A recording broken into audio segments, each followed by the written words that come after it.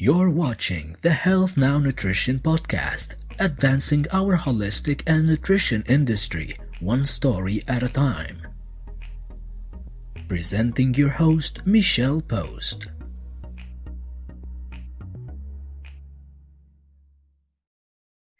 Hey everyone, welcome to Health Now Nutrition Inc. I am Michelle Post, and today we have the amazing Janice. And today we're going to throw you for a loop. Janice is going to be introducing me today. She's going to be our fantastic interviewer. So here you go, wonderful Janice. You've seen her before on our podcast, and I always love having Janice back on the show. There you go, Janice. Welcome. Thank you, Michelle. It's great to see you again. And I'm in the hot seat, or you're in the hot seat today. Like Michelle said, we're going to reverse our roles, and I'm going to interview Michelle. So welcome, Michelle. Thanks for having me. Yeah. You're looking marvelous, by the way, this morning. Thank you. I got to put some curls in my hair today just for you. Yeah, well, there you go. Before we begin, I'm going to read Michelle's bio. And Michelle Post is a holistic nutritional consultant, publishing facilitator, and certified professional coactive coach, now using an amazing energy technique called SRT. And we'll look at that later. She'll talk about that. I'm going to pick her brain about that. To help release subconscious programs so people can reach their dream, healthy and wealthy lives.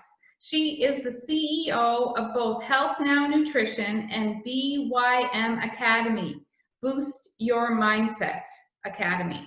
She is also the author and facilitator of the great book, Saved by Nutrition. But did you know that she's also written another book before this one? No Sweat is a woman's guide to glorious holistic menopause. Today, Michelle shares her journey from ill feminine health to amazing perimenopause and how she was able to do so successfully. To find Michelle, you can email her directly at michelle@makingstrides.ca, and that's don't forget the dash.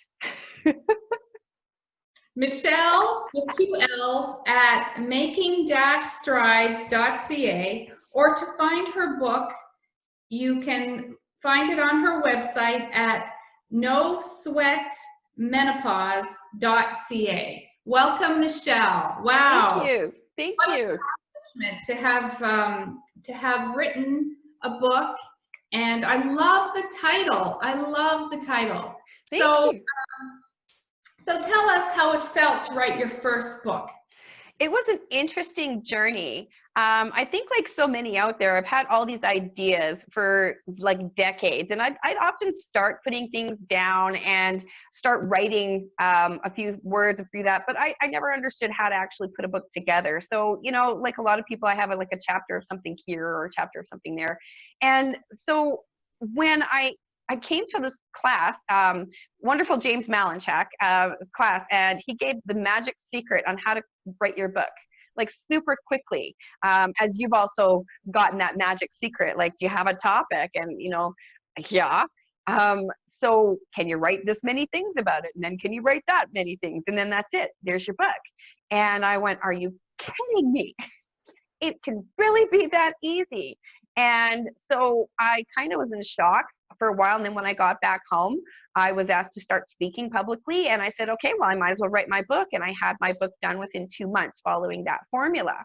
And it was really, it became really easy. It was just time consuming. Well, you know, I did set apart hours, like 2 hours on the weekends and then 1 or 2 hours during the week. So really, that's actually not bad. Yeah. If you think about it. And then within 2 months, yeah, it was done. I was super excited about that. So your experience writing it was quite positive. It was super positive. Really going with learning about how the gurus write their own books has been really, really interesting, because most of us stop ourselves because, oh my God, what if I'm not perfect? What if I have the wrong sentence? What if I put the wrong word in there? What are other people going to think? That's the biggest one. You know, somebody's not going to like it. Somebody's not going to like my stuff. And it was really interesting because those are just mind talk. write it anyways, because the whole point is if one person is impacted by your story, then you've done your job. And we all want to think that. We all say that if one person gets something out of my book, then I've done my work. Yet we let the mind chatter stop us from, well, what if they don't like my book? Well, you're a representative of numerous amount of people that have that very similar situation. So you're going to make a positive impact. So yeah, it was really great to get rid of all that self-doubt and just move forward with it. Congratulations. That's awesome. Thank you. Sure. So what made you write this specific book, this No Sweat? What made you write this book? This was a very interesting journey that I don't think I had a lot of hindsight before I got to the age that is supposed to be menopause. And so at 38 years old, my husband and I were trying to have kids. And I had developed what we know as all perimenopausal and menopausal symptoms. I had bad periods. I had night sweats that were so thick, I was like sleeping in this much water. Like I'd wake up. He loved it. I was very grateful that he loved it. It was super uncomfortable for me. You know, I was going through all this stuff. Acne, cystic acne was absolutely incredible at 38 years old. And so, yeah, it was just nasty. And so we were doing the fertility journey, and it wasn't even until I hit my 40s that I started to look at nutrition for fertility health. And yes, in my 40s, we were considered geriatric, but we changed everything up within a 6-month period in order to get better fertility health. And all of a sudden, everything that's considered perimenopause and menopausal symptoms went away. It was absolutely extraordinary when I worked with my fertility and reproductive health. So when I've had clients, of course, I graduated, became a holistic nutrition consultant, and people were asking me all the time, "You're how old? How old are you? Really?"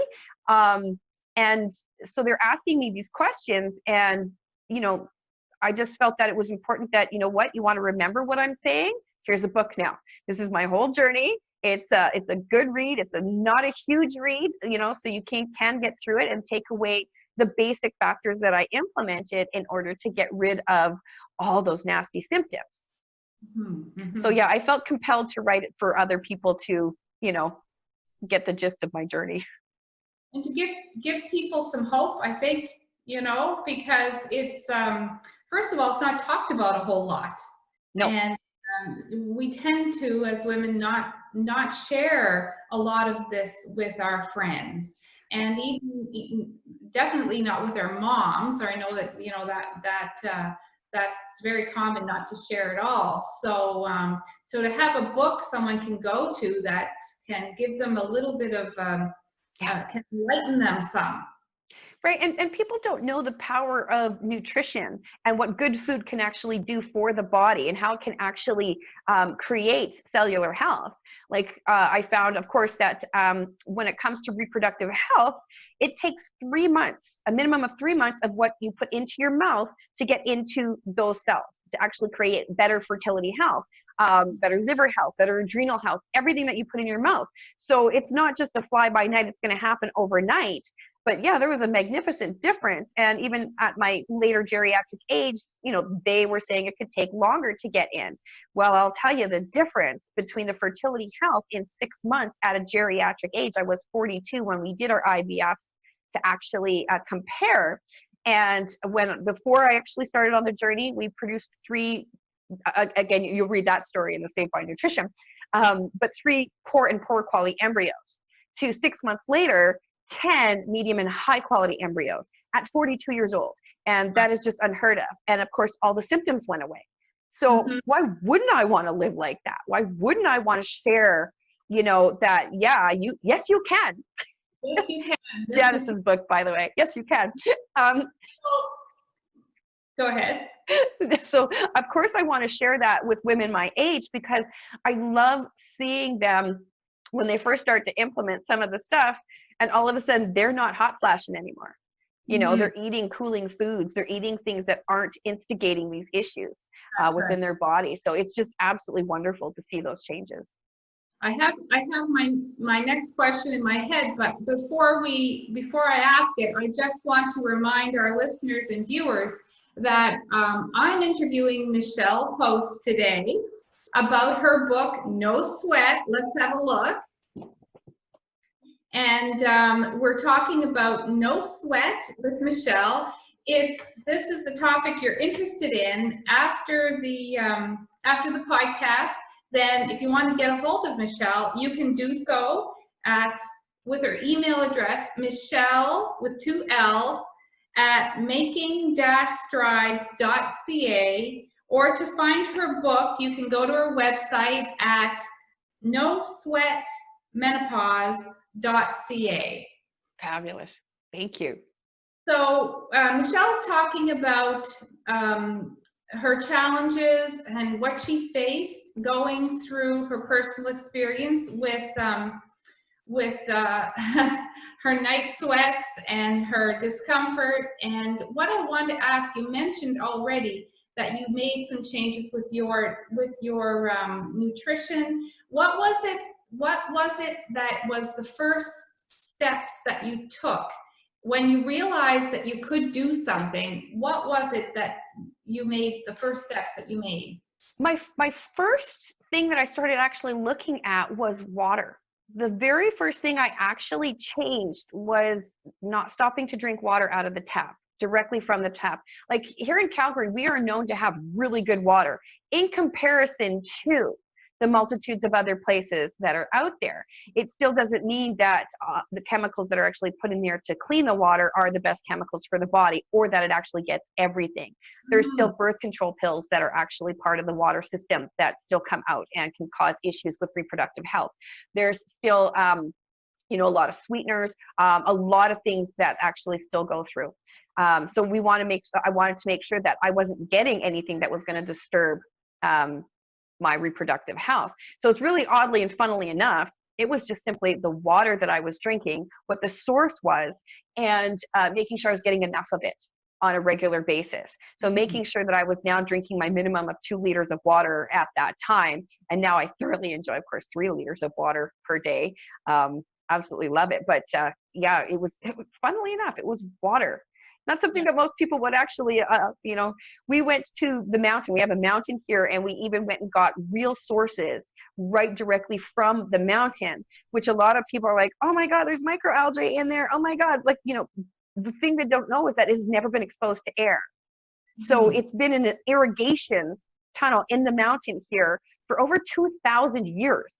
So, and if you look back or read any of the stuff, like I think the Hunzin tribes or of the people of the mountains, they've created their own irrigation for water that does exactly what it does from the mountain. So here they just simply stuck a pipe in there and you get it directly right from the source.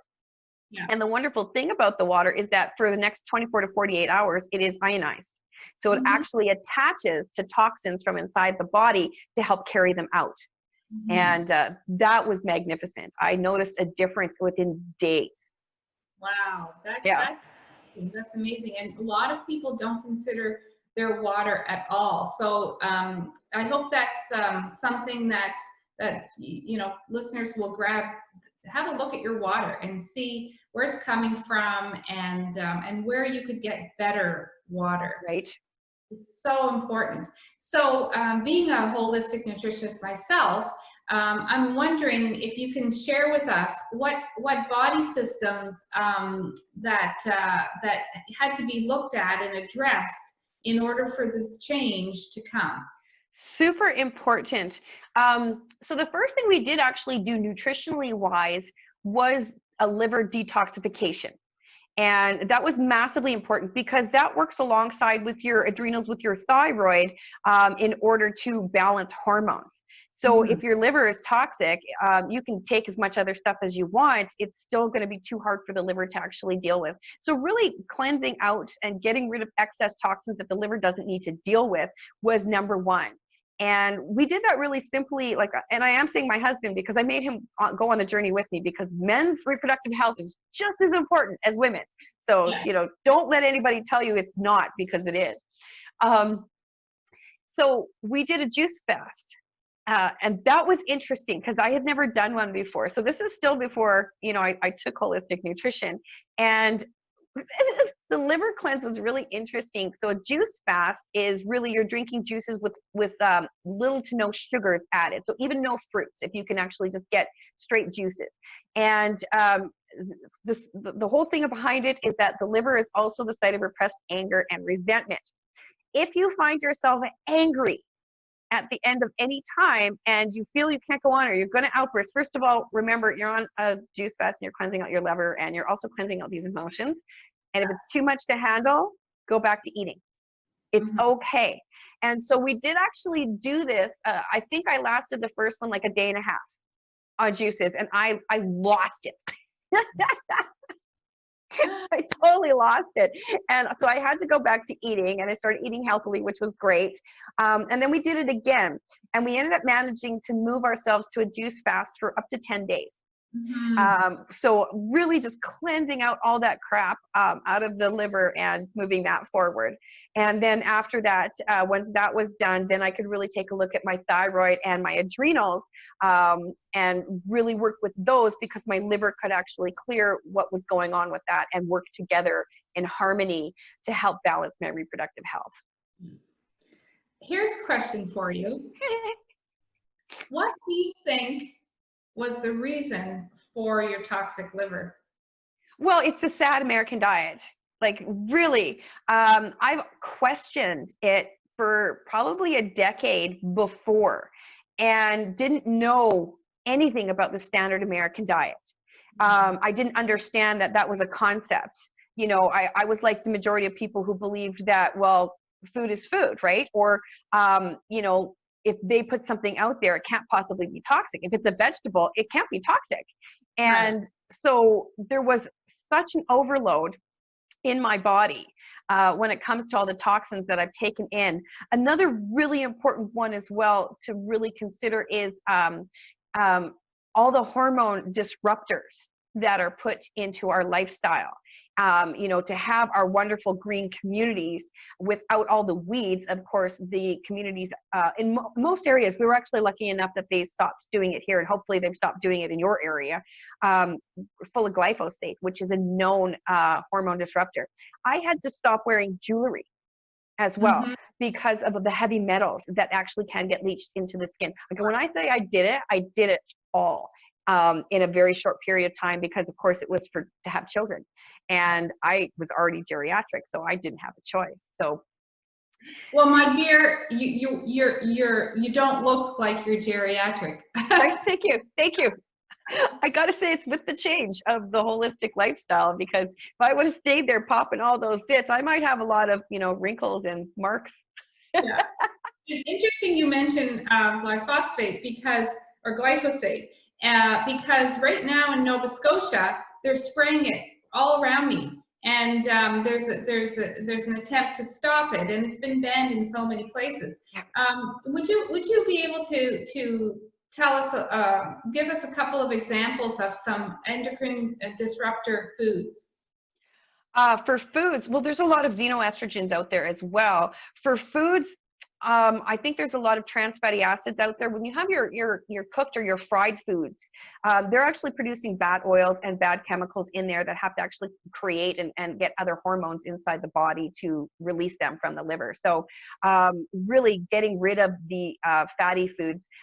Sugars as well creates excess insulin inside the body that's completely not necessary, which also stops the balancing or the getting rid of excess estrogen, excess hormones. So basically, like, I really get rid of sugar, get rid of refined foods, get rid of fried foods. Those are so super important. We had to get rid of all of those.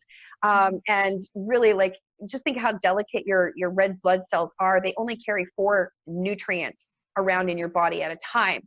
And if they're all taken up by insulin, then where's the excess estrogen going?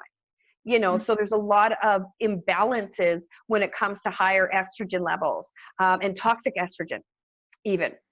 There's a lot of people who are estrogen dominant and don't know it at all. No, not at all. Excess weight inside the body is considered excess estrogen as well. So in order to balance out my hormones, I also had to lose some weight. Right. Which took me some time to do. That wasn't instant. Well, Well, changing your diet would have helped a lot. Yeah, I had a lot of issues with just the diet and the weight. I actually had to, it took me a couple of years to actually change it up to the Great Metabolic Balance lifestyle, which was the only thing that actually worked for me with weight. So when I actually did everything else, it was to like balancing the body systems, and excess weight are, for me, was two separate things. So even doing a liver cleanse, even doing a juice fast for 10 days, I would gain 2 pounds. You know, it doesn't work for me that way. You know, and I am a phenomenon. I mean, that's probably surprising to you as well. It's like, what, you juice fast for 10 days and you gain 2 pounds? Yes, yeah. When I found out foods that I was allergic to and sensitive to, and I took them all out of my diet because I was constantly gaining weight, I gained 2 pounds. You know, so I had to really up my lifestyle later on in order to lose that excess that was clinging around. So yeah, I'm a phenomenon that way. But I think, and I often say this to my clients, you know, the process of getting healthier and detoxing is part of that. Those who will go forward with a detox that I recommend, and it's a juice detox as well. But I say to my clients, you know, this is a process. It's like taking an onion and peeling a layer off. Absolutely. And maybe down the road, 6 months, 2 years, another layer comes off and another layer comes off. And we can do a lot if we jump in with 2 feet, but we're all different. So this approach to wellness, it doesn't happen overnight, like you said in the beginning, and it's like this onion being peeled. So Right. you drank better water, and you got it from a good source. You changed your intake, your food. You got rid of that sad diet. Yes. And did you do anything else? Like, did you add any supplements or any kind of other things other than food and changing the water? Yeah, that was interesting because I did do everything as much as I possibly could. What I also learned about for myself was adrenal. And in order to have a good menopause, I really, really had to caretake my adrenals.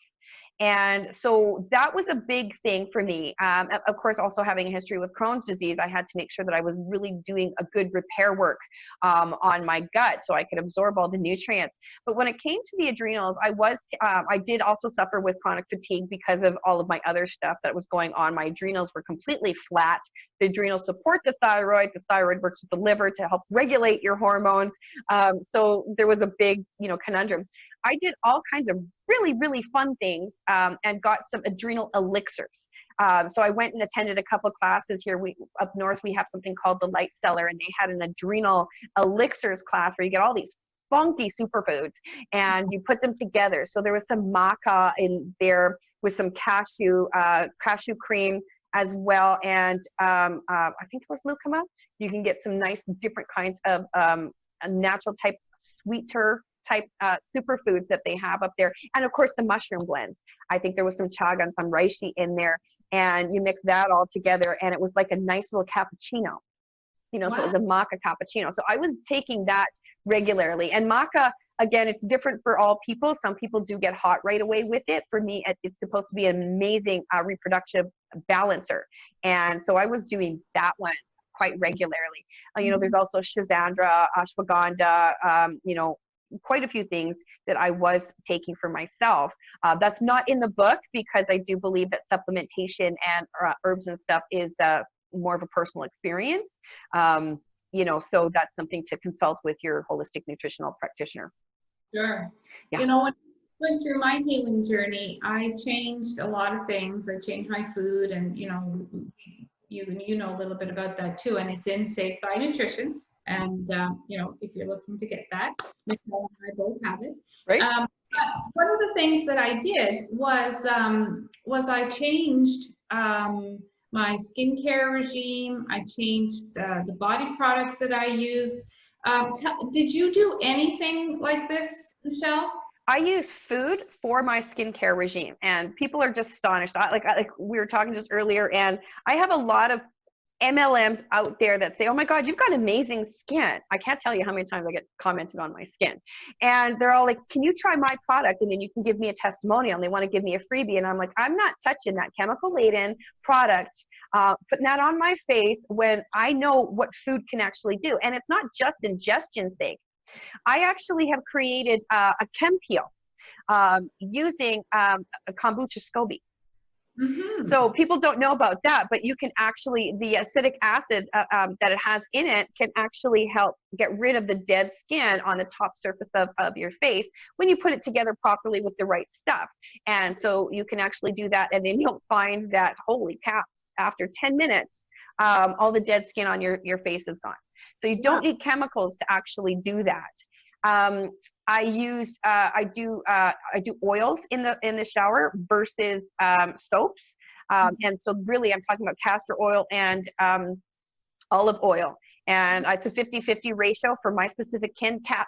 Castor oil pulls out blackheads from deep inside the pores. So the first week I did it, of course, I got more acne, but then ever since then I get 1 or 2 a year at best.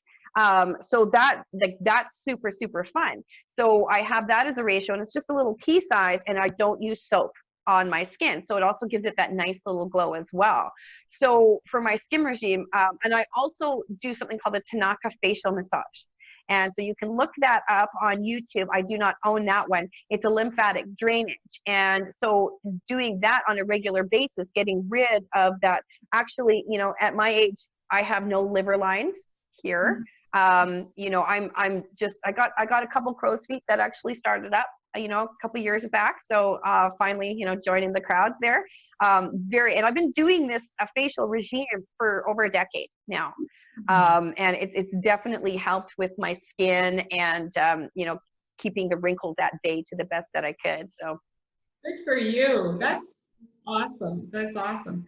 And you know, I think that people who are tuning in today, I think you're doing a great job in motivating our audience to want to do something for themselves.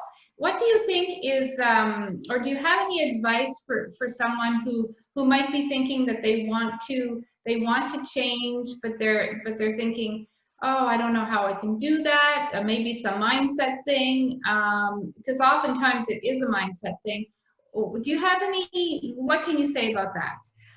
That's very interesting. So a lot of people, and I've come across a lot of people that they're so set in their ways, and they know they need the change, but they don't know how extravagant their change is going to be. I've had people even say to me, is that I could never do what you do, Michelle. And it's like, well, you can't. If you don't believe you can, then you're right. You can't. But if you believe you can, then you can. And really, like, I think we even had this conversation the other day about, well, I couldn't change my diet because I really love food. And it's like, you think I don't love food? My taste buds are so heightened now that I love all food versus just this type of food. So, you know, that's what I'm talking about. I love all food, even the bad food. I do love it all. So I'm happy for the nutrition aspect of it. So really, it's to start changing one thing at a time. I did everything at once because, of course, I had a goal. And I had like a 6-month goal to, you know, for my reproductive health there. And so I had no choice but to actually move forward and do everything that I possibly could. But really, it is a lifestyle, just like whatever your current lifestyle is, you know, it's to change it. And if you just change your trajectory this much, guess what? You're going to end in this direction versus this direction. You know, so ever so slightly, just consider doing one change at a time, really working on that mindset that you're scared or you're fearful that you have to. There's so many things I had to work on with my own self on a mental and emotional basis that, you know, if I didn't, I probably would still be stuck, you know, and I'm still working on stuff. I don't think that that's a journey that just ends all of a sudden, you know. Yeah, for sure. So you said it's an emotional journey, and so how does a person approach an emotional journey? Because it's very strange. A lot of us can change our diet, and it's, you know, we can follow exactly what we're doing, but oftentimes we'll fall off the wagon, like they say. And from my experience, it's usually due to no change in the emotions and maybe the trauma they had. So you're doing a little bit of SRT, or maybe quite a bit of SRT, and let's talk about that and explain that as something that our listeners could consider. Absolutely. SRT is the subconscious release technique. So the subconscious release technique actually goes into the subconscious. People have a very difficult grasp on what that actually means. And it's a really good energy work. What I found with my clients is that when they do go off the handle, it's hard to bring them back in because they talk so poorly about themselves, which is why they went off the handle in the first place. So to really get a grasp of what are those negative driving factors, what is your attachment to food when it actually comes to how you're eating emotionally or out of boredom, or what it is that you really want to move forward into, or even this is my weight goal, my health goal, I'll never reach it. There's a lot of negative self-talk, and that can come from so many different modalities, many different things, how we grew up, any traumatic incidences that we've had during our lives, any authorities, just repetitive behaviors. So what I do with SRT is I actually go through and follow the history of why you're eating right now. What's causing you to eat right now? What emotions do you actually have right now? And then where do you recall feeling that the first time in your life? And start working off of that first time. And then we actually release that subconscious part of it that's driving you to eat. Like really, people don't know they're even subconsciously eating. And like the best example I have with that really is my dear husband with his overdose of candida that he had for the longest time. And he was driven to eat, and he wasn't even consciously aware of eating it. He would all of a sudden look down and he'd have his plate full of buns and sticky foods at the office, sweet stuff, and he didn't even know he was eating it. Right. So to actually start releasing that subconscious that's even driving you, so that way you can actually stick to your wonderful goals of good health and replace those actually with really positive ones about yourself. Like, I love positive self-talk now. And that took me years to get to. Years. I suffered with depression the majority of my life. And now, oh my gosh, I am so grateful to be on this journey because it doesn't happen anymore. I'm so grateful. Good for you. Good for you. So part of making a change, if people are struggling to make a change, then there's also looking at the emotional side of it and having really opening your mind to thinking that maybe your choices have they have an underlying root cause. Yes, absolutely. There is something underlying, especially our addictions to food, our needs for food. We have to eat food anyways. So, make your goal more important than the fear. Right, exactly. Control the fear and address it, I guess. Address it and manage it the right way. Absolutely. So you wrote the book No Sweat, and you discuss all of this in your book, and what you did with your food, how you managed to change what you were doing, the non-food things that you did. Is there anything else about the book that you haven't talked about that maybe you want to talk about? There's good recipes in there as well for people to really start getting on balance, hormone control, night sweats, and the few, I did some exercises on my own, and things that drive you with purpose and passion. So if you're not feeling very passionate in your life, pick up something that does drive you. If you've never done a hobby before and you've always had this on your bucket list, why wouldn't you start now? Just get it started. I did that with belly dance. That was so super important for me to actually accommodate my inner child and get some dancing done. And I was so grateful when we had Belly Dance Burn show up in our community, and that I started with that one, and I absolutely loved it. If it makes you feel feminine, do it. And of course, the thing that we definitely want to make sure is that, ladies, you need to orgasm. I think we really need to orgasm a minimum of twice a week. in order to make sure you get that amazing oxytocin, that feel-good hormone inside your body regularly. If you can do more, fabulous. But make sure, like, if you're alone, have at her. If you aren't, if you have a partner, invite them in, and make sure that that is just an amazing experience for you, and that your needs are more important now. Maybe way back when he was younger, his way, but now it's time for yours. So join that train. I think you've surprised our listeners today, and now people are going to leave today and think, oh, I need to do a few things here. Right? Yeah. Exactly. The body is an amazing machine, and when we give it what it needs, it will outperform beyond our wildest expectations. Absolutely. Beautiful statement. Statement. So, go ahead. Yeah. So just to let everyone know that the journey I started was 12 years ago when I was 38. Good for you. Right. So yes. And I'm so super glad. Even my latest doctor's appointments, like, yeah, you're not even going to hit menopause yet. For another 5 years, your hormones are that good. And the goal is really all the symptoms that we get is not necessarily something that is normal. You may think it is, and you may think it's a familial trajectory, but it doesn't have to be, environment versus genetics. And so you can do something now and make sure that the transition is really that, because that does happen for many women out there, and it's just done, and there's none of this other stuff that's in it. So start now, start early, and make sure that you take the best care for your hormones. So I do know that you're 50. I believe you turned 50 this year. I did. So you 12 years into this, tell us how's menopause going? How is it that how are you feeling? And now that you're 50, I mean, you've shared some of the things with us, but just let's end on that note.